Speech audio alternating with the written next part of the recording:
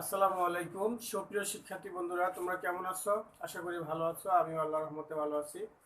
আজকে তোমাদেরকে চতুর্থ অধ্যায়ের কাজ, ক্ষমতা, শক্তি এই বিষয়ে আলোচনা করা হবে। তারপর বিভব শক্তি, গতিশক্তি এবং শক্তির নিত্যতা সূত্র নিয়ে আমি একটা ব্যাখ্যা করাবো। আশা করি তোমরা ক্লাসটি মনোযোগ সহকারে দেখবে।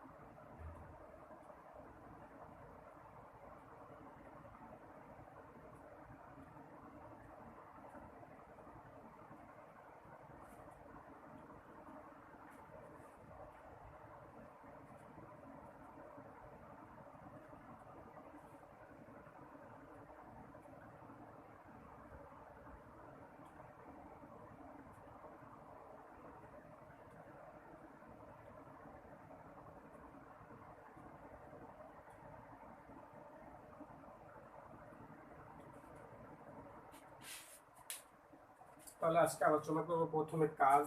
কাজ কাকে বলে?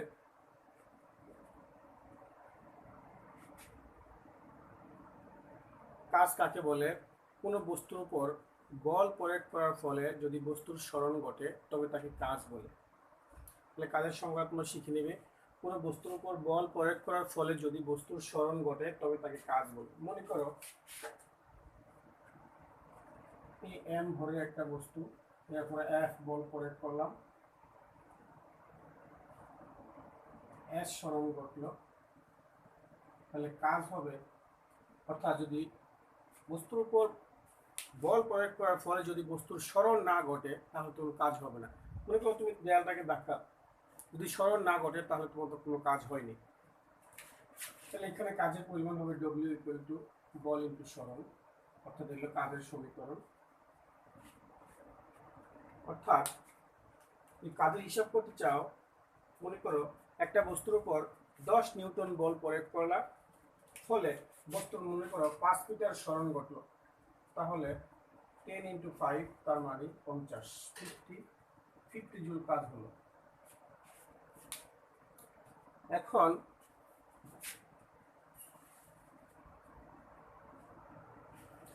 যেমন হচ্ছে ক্ষমতা। কোনো ব্যক্তি বা উৎস একক সময় যে পরিমাণ কাজ সম্পূর্ণ করে তাকে ক্ষমতা বলে। আমি আবার বলি, কোনো ব্যক্তি বা উৎস একক সময়ে যে পরিমাণ কাজ সম্পূর্ণ করে তাকে ক্ষমতা বলে। মনে করো কোনো ব্যক্তি বা উৎস টি সময়ে ডব্লিউ পরিমাণ কাজ করলো, তাহলে একক সময় করবে ডব্লিউ বাই টি। এটা হলো তার ক্ষমতা, T equal to W by টি। কোনো ব্যক্তি বা উৎস টি সময় যদি ডব্লিউ পরিমাণ কাজ করে তাহলে একক সময় করবে ডব্লিউ বাই টি, অর্থাৎ P equal to W by T. এ হলো ক্ষমতা। এই ক্ষমতার একক তোমার কাজের একক জুল আর সময় একক সেকেন্ড, তার মানে জুল পার সেকেন্ড। অর্থাৎ ক্ষমতা এই জুল পার সেকেন্ডকে লেখা যায় ওয়াট। তাহলে ক্ষমতার একক হলো ওয়াট।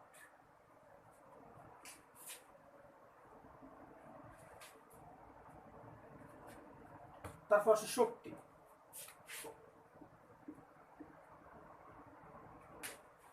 শক্তি কাকে বলে? কাজ করার সামর্থ্যকে শক্তি বলে। কাজ করার সামর্থ্যকে শক্তি বলে। তারপর আছে গতিশক্তি। এই সমীকরণগুলি আমি আগের ক্লাসে করেছিলাম। এই গতিশক্তি হলো কোনো একটা বস্তু গতিশীল মানে গতিপ্রাপ্ত হতে যে শক্তির প্রয়োজন হয় তাকে গতিশক্তি বলে। গতিশক্তির একটা সমীকরণ আছে, সেটা আমি আগের ক্লাসে শিখিয়েছিলাম তোমাদেরকে। গতিশক্তির সমীকরণ E suffix k equal to half mv square। E suffix k equal to half mv square হলো গতিশক্তির সমীকরণ। এই সমীকরণের সব ব্যাখ্যা সেটাকে লেখা যায় E suffix k এ হাফ m ধ্রুবক, এটাই ব্যবহার আসে অনেক সময়। অর্থাৎ কোনো বস্তুর গতিশক্তি তার বেগের বর্গের সমানুপাতিক। কোনো বস্তুর গতিশক্তি তার বেগের বর্গের সমানুপাতিক। অর্থাৎ কোনো একটা বস্তুর বেগ যদি দ্বিগুণ হয় তাহলে তার গতিশক্তি হবে 4 গুণ। যদি কোনো একটা বস্তুর বেগ যদি 3 গুণ হয় তাহলে তার গতিশক্তি হবে 9 গুণ। তাহলে কোনো বস্তুর গতিশক্তি তার বেগের বর্গের সমানুপাতিক।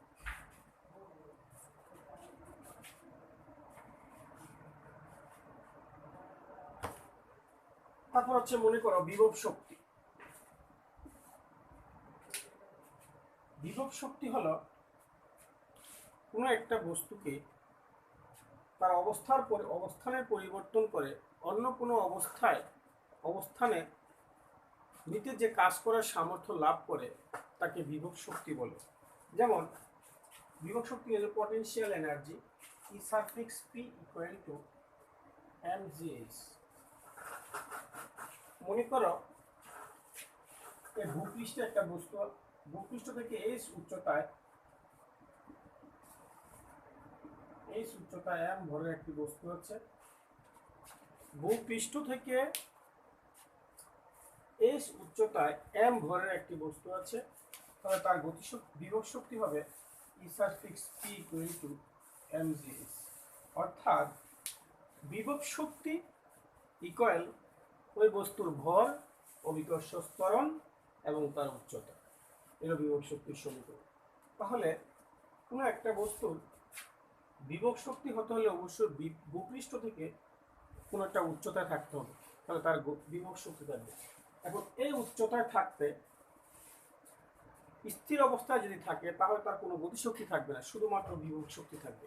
যখন এই বস্তুটাকে আবার ছেড়ে দিব তখন এই বিভব শক্তিটা আস্তে আস্তে আবার গতিশক্তিতে রূপান্তরিত হবে। তাহলে বিভব শক্তি সম্পর্কে আশা করি ধারণাটা ক্লিয়ার।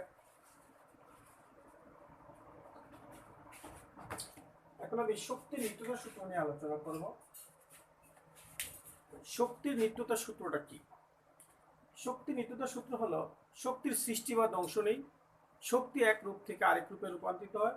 এই মহাবিশ্বের মোট শক্তি নির্দিষ্ট এবং অপরিবর্তনীয়। এটা বইয়ের ভিতরে আছে, তোমরা অবশ্যই পড়ে নেবে। আমি এটা গাণিতিক ব্যাখ্যা করাবো। সূত্রটা আমি আবার বলি। শক্তির সৃষ্টি বা ধ্বংস নেই, শক্তি এক রূপ থেকে আরেক রূপে রূপান্তরিত হয়। এই মহাবিশ্বের মোট শক্তি নির্দিষ্ট এবং অপরিবর্তনীয়। তাহলে শক্তির সৃষ্টি বা ধ্বংস নেই, সেটা আমরা ব্যাখ্যা এখন করাবো। তাহলে এই শক্তি যে সৃষ্টিও নাই বা ধ্বংসও নেই সেটা ব্যাখ্যা আমরা করাবো এখন। মনে করো একটা বস্তুকে উপর থেকে ছেড়ে দিলাম, উপর থেকে ছেড়ে দিলে উপরে যে শক্তি ছিল মোট শক্তি থাকবে, তো ভূপৃষ্ঠ পড়লেও কতটুকু শক্তি থাকবে সেটা আমরা ব্যাখ্যা করবো। অর্থাৎ পরন্তু কোনো বস্তু শক্তি নিত্যতা সূত্র মেনে চলে সেটা ব্যাখ্যা আমরা এখন করাবো।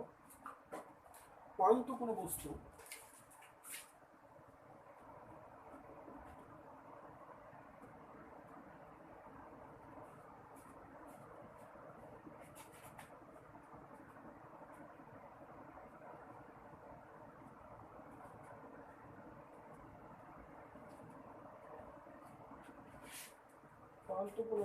শক্তির নিত্যতা সূত্র মেনে চলে।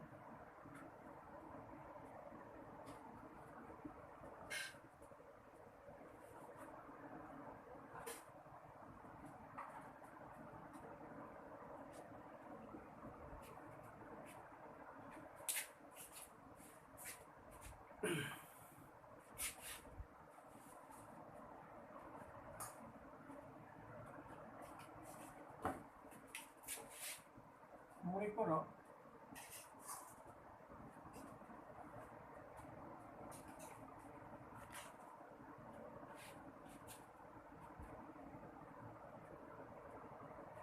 এই m ভরের একটা বস্তু এই বিন্দুতে স্থির আছে,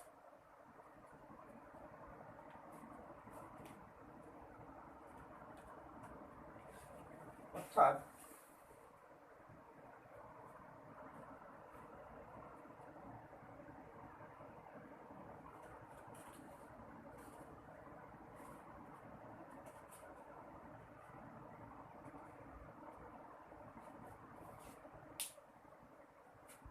m ভরের একটি বস্তু এই উচ্চতায় আছে,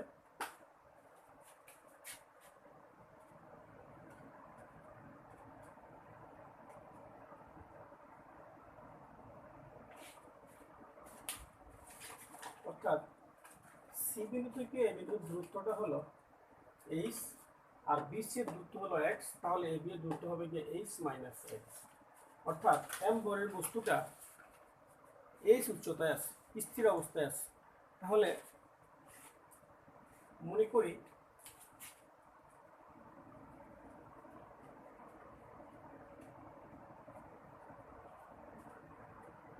m ভরের একটি বস্তু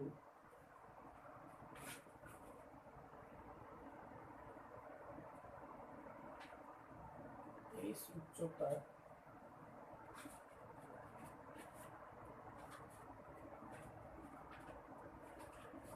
এই বিন্দুতে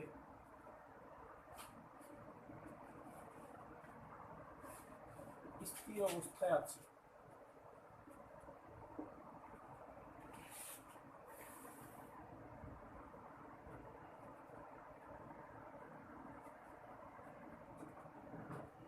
তাহলে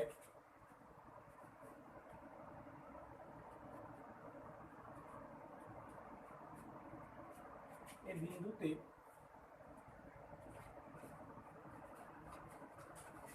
বস্তুর বিভব শক্তি, যেহেতু এটা এই উচ্চতায় আছে তাহলে বিভব শক্তি হবে mgh। যেহেতু বস্তুটি এই বিন্দুতে স্থির অবস্থায় আছে সেখানে কোনো গতিশক্তি থাকবে না, শুধুমাত্র বিভব শক্তি থাকবে। তাহলে এই বিন্দুতে বস্তুর গতিশক্তি হবে কি, E সারফিক্স k ইকুয়াল টু 0। এখানে কোনো যেহেতু গতিশক্তি নেই, ব্যাগ নেই বস্তুটি, এই কারণে এটা গতিশক্তি 0। তাহলে আমরা এই বিন্দুতে মোট শক্তি দেখব। এই বিন্দুতে বস্তুর মোট শক্তি E সারফিক্স p plus E সারফিক্স k mgh plus 0 mgh। তাহলে আমরা এ বিন্দুতে বস্তুর মোট শক্তি আমরা mgh পাইলাম। যদি আমরা বি বিন্দুতেও একই শক্তির পরিমাণ পাই তাহলে বুঝতে পারবো যে বস্তুটি শক্তির সৃষ্টি হয়নি, এ বিন্দু থেকে বি বিন্দুতে আসার ফলে শক্তির কোনো ধ্বংস হয়নি। তাহলে আমরা বি বিন্দুর মোট শক্তি এখন বের করব।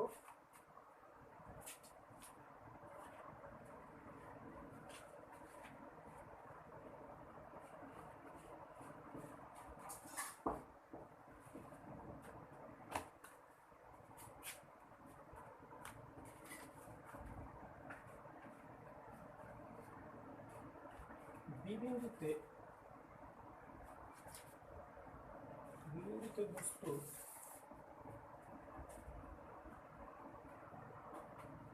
বিভব শক্তি E সারফিক্স p, বি বিন্দুতে কিন্তু বস্তুটি পরন্ত অবস্থায় আছে, অর্থাৎ বস্তুটি কোনো বি বিন্দুতে আসার থেমে নেই, অর্থাৎ পরন্ত অবস্থায় আছে। তাহলে এই জায়গায় বিভব শক্তিও থাকবে প্লাস গতিশক্তিও থাকবে, কারণ বস্তুর এই জায়গায় গতিশীল আছে। বি বিন্দুতে মানে থেমে থাকেনি, বস্তুটি পরন্ত অবস্থায় আছে, এই কারণে এখানে এই বিন্দুতে শুধু বিভব শক্তি পাওয়া গেছে, কিন্তু বি বিন্দুতে আইসা আমরা গতিশক্তিও পাবো আবার বিভব শক্তিও পাবো। তো দেখবো আমরা বিভব শক্তি কত আছে এখানে। এখানে বিভব শক্তি এম জি, যেহেতু এটা এক্স উচ্চতায় আছে বি বিন্দুতে, এখানে এম জি এক্স। বি বিন্দুতে বস্তু গতিশক্তি পি সারফিক্স কে হাফ এম বি স্কয়ার, যে তোমরা গতিশক্তি সমীকরণ আগে দেখাইছিলাম আমরা। পি সারফিক্স কে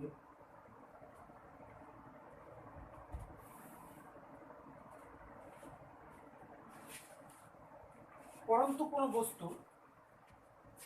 বস্তুর গতির সমীকরণ আছে নিউটনের সূত্র থেকে আমরা জানি, ভি স্কয়ার জায়গায় আমরা লিখতে পারি you square plus 2 G.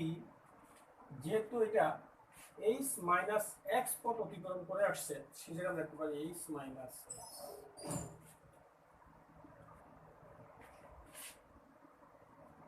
Half M.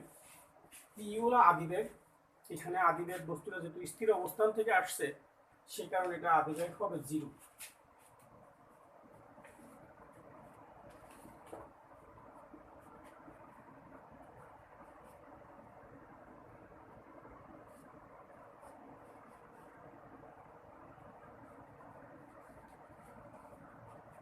Two G H 2জি এক্স।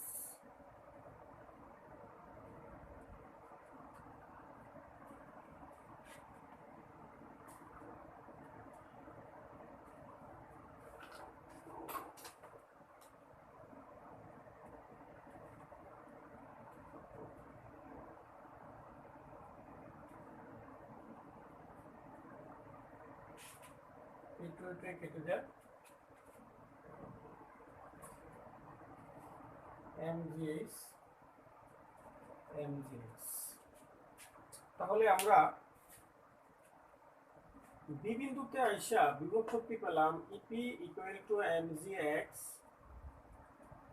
বি বিন্দুতে গতি শক্তি পেলাম এমজিএইচ মাইনাস এমজিএক্স।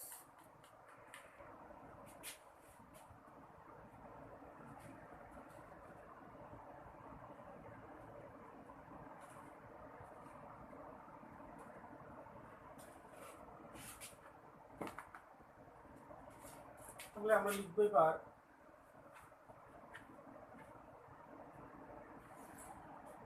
বি বিন্দুতে বস্তুর মোট শক্তি P suffix P P suffix K M G X plus, আর গতিশক্তি পেলাম আমরা M G H minus M G X. এই যে এম জি এক্স কেটে গেল, তাহলে এম জি এইচ। সুতরাং মোট শক্তি P suffix P plus P suffix কে এর মান আমরা পেয়ে গেলাম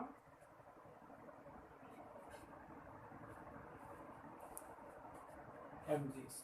তাহলে দেখো এই বিন্দুতে মোট শক্তি পেলাম আমরা এমজিএইচ, আবার বি বিন্দুতেও আমরা মোট শক্তি পেলাম এমজিএইচ, অনুরূপভাবে আমরা সি বিন্দুতেও পাবো এমজিএইচ। তাহলে এতে বুঝতে পারলাম যে পরন্তু কোনো বস্তু যদি পড়তে দেওয়া হয় উপর থেকে নিচের দিকে, তাহলে তার শক্তি কমে না, অর্থাৎ শক্তি কমেও না বাড়েও না, অর্থাৎ শক্তির সৃষ্টি বা ধ্বংস নেই। শক্তি কেবল এক রূপ থেকে আরেক রূপে রূপান্তরিত হয়।